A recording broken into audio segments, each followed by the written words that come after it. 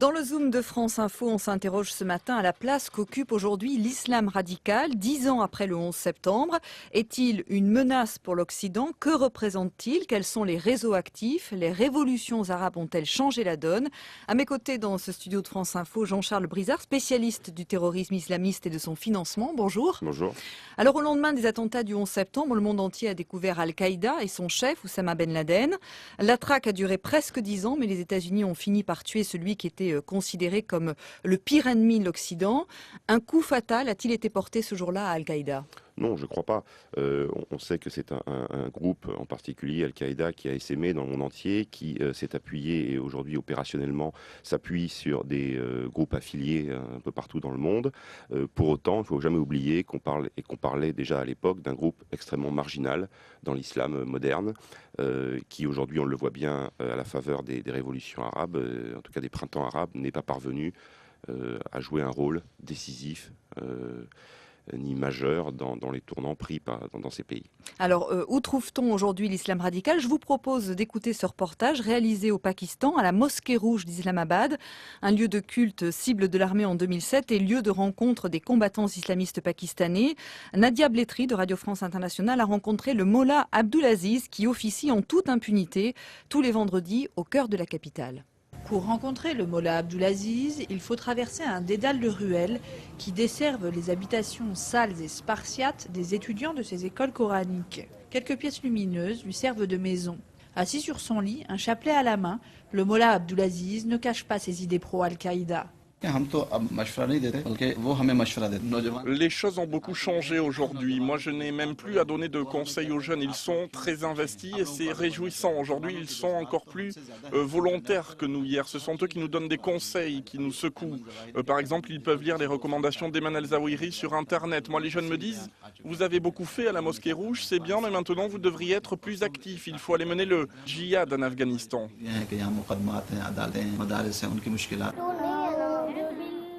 Le Mollah Abdulaziz se targue d'avoir monté dans la capitale un vaste réseau d'écoles coraniques qui compterait aujourd'hui plus de 5000 étudiants, parmi lesquels 3000 filles qui ne sont pas les moins radicales. On écoute l'une de ces étudiantes. Nous, ce qu'on veut, c'est le renforcement de l'islam et on pense que ça doit être la grande cause du Pakistan. Moi, je suis prête à sacrifier ma vie pour Allah et je crois que c'est ce que tout bon musulman devrait pouvoir faire. Les fidèles de la Mosquée Rouge ne sont pas tous radicaux, mais certains d'entre eux sont facilement manipulables. Ce vendredi, Gul Khattab est venu écouter le sermon. Déçu par un gouvernement qui ne lui procure aucune justice sociale, il explique pourquoi il soutient les talibans.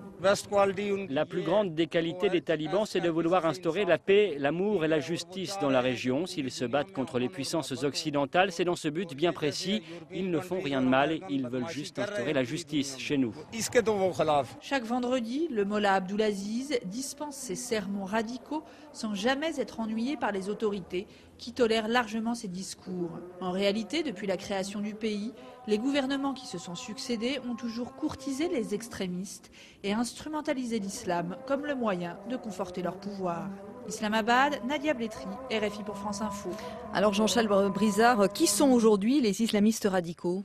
Les islamistes radicaux sont aujourd'hui concentrés essentiellement, les djihadistes en tout cas, sont concentrés dans leur épicentre qui est le Pakistan et votre sujet le montre bien.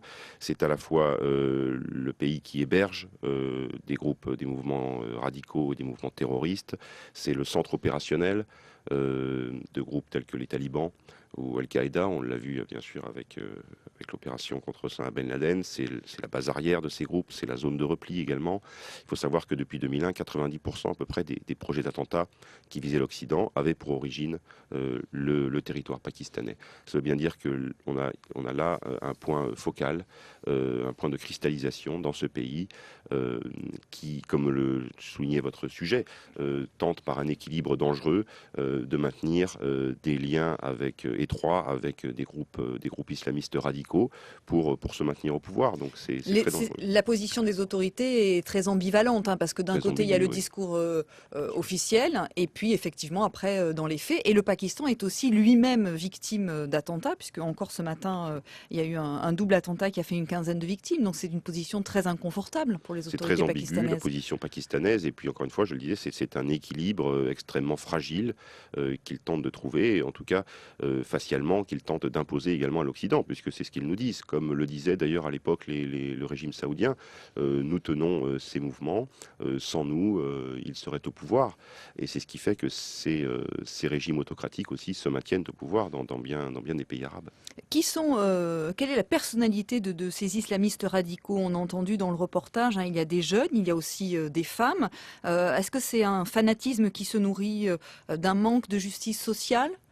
Ça y contribue, c'est certain, mais je dirais qu'il y a des figures emblématiques qui sont apparues au fil du temps et qui vont apparaître maintenant que Osama Ben Laden, la principale figure du djihad mondial, a disparu.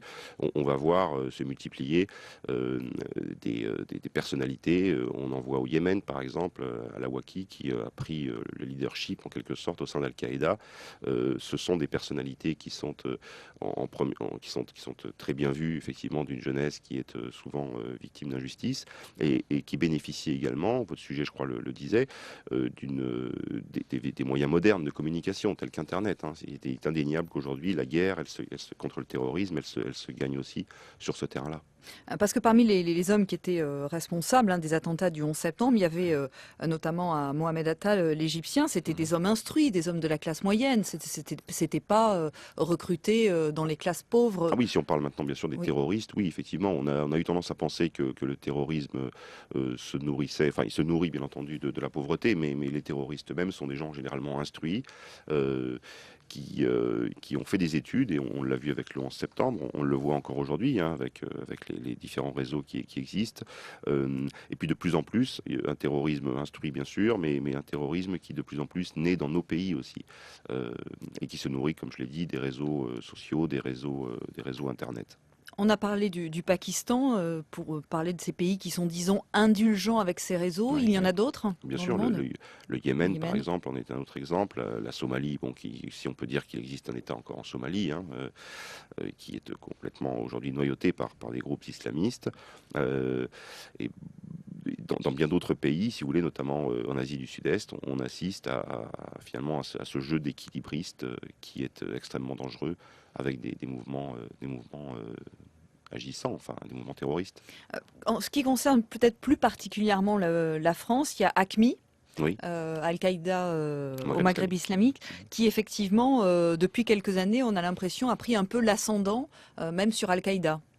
Oui, y compris en termes financiers, puisque c'est un mouvement qui sur le plan financier, est aujourd'hui plus riche qu'Al-Qaïda centrale, comme on appelle, grâce notamment aux prises d'otages et aux rançons qu'ils parviennent à lever, notamment dans le Sahel. C'est un mouvement qui effectivement menace la France depuis longtemps, et très directement, de plus en plus directement, mais qui n'est jamais parvenu à ses fins, à savoir atteindre le territoire national. Les révolutions arabes ont-elles changé la donne? Parce que c'est vrai que les démocraties occidentales redoutaient un peu le changement par peur de voir arriver au pouvoir des islamistes radicaux. Est-ce que tout de même ça n'a pas changé la donne? Si vous voulez, ces groupes islamistes radicaux luttaient à la fois contre les autocraties arabes, qu'elles dénonçaient de manière très régulière, de la Libye à l'Arabie saoudite, et parallèlement, leur message idéologique, leur idéologie était totalement à l'opposé de la démocratie. Donc il y a eu ce vide politique qui s'est créé. Ces groupes ne sont pas parvenus du tout à le combler, à l'utiliser, à en profiter d'une manière quelconque. Alors ces groupes vont certainement, d'une manière ou d'une autre, les frères musulmans en particulier, etc., tenter de s'insérer dans la vie politique, mais ils vont, je crois, de ce fait se banaliser. Et ils n'ont pas la capacité de toute façon à prendre le pouvoir. Non, et je ne crois pas du tout à un sursaut d'islamisme radical à la faveur de ces révolutions qui, au contraire, ont bien montré les aspirations populaires totalement à l'opposé de l'idéologie de ces groupes. Alors il y a ces gros réseaux dont on vient de parler, mais il y a aussi des groupuscules, peut-être plus dangereux car plus incontrôlables. Oui, c'est aujourd'hui la problématique posée à la suite notamment de la disparition d'Osama Ben Laden et d'Al-Qaïda centrale. C'est le fait qu'on assiste, on le voit notamment avec l'attentat de Marrakech, à des groupes qui sont totalement indépendants, qui se nourrissent pratiquement d'eux-mêmes. Ils n'ont pas besoin de gros groupes servant d'appui, ou de soutien logistique, opérationnel ou d'entraînement. Et c'est ce qui est à redouter à l'avenir, finalement, pour les services de renseignement, et puis pour l'Occident, et plus généralement pour les pays arabes, effectivement, eux-mêmes. C'est l'apparition de groupes incontrôlables et du coup de menaces qui sont de plus en plus insaisissables. Et qui, avec peu de moyens, peuvent faire énormément de dégâts. Merci beaucoup, Jean-Charles Brizard, spécialiste du terrorisme islamiste, d'être venu ce matin sur France Info.